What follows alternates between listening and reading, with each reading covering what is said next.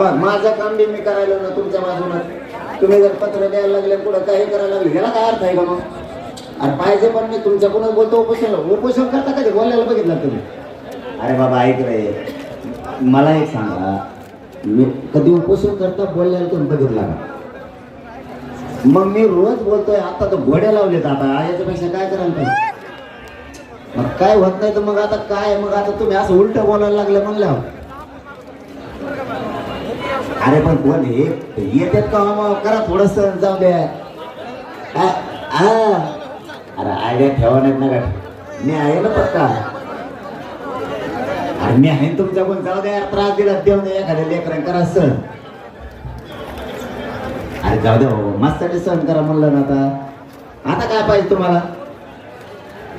अरे बाबा माझ्यासाठी सहन करा सगळे, जाऊ दे. होऊन जाईल 2-4 दिवस, 7-8-10 दिवस कशी मी.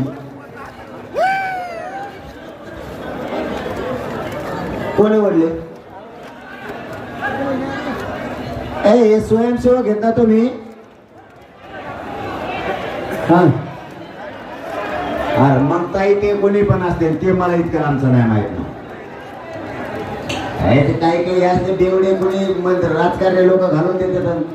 हे बघा मी 2 वर्षात असं आंदोलन केलंय.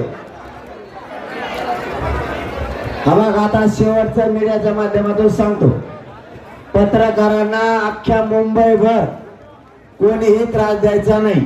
नसता पत्रकाराला सांगतो डायरेक्ट तोंडात ठेवून द्या त्याचं. बस का आता?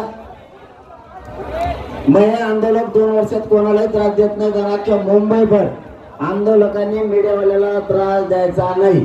आणि या खांद्याने जर मीडियावाल्याला त्रास दिला तुम्ही डायरेक्ट तोंडात ठेवून द्या त्याचं.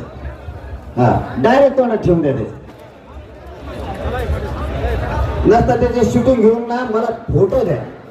तुमच्या समोर बघा मी काय करतो. मी याकडेच आहे, तुम्हाला माहित नाही की मी काय.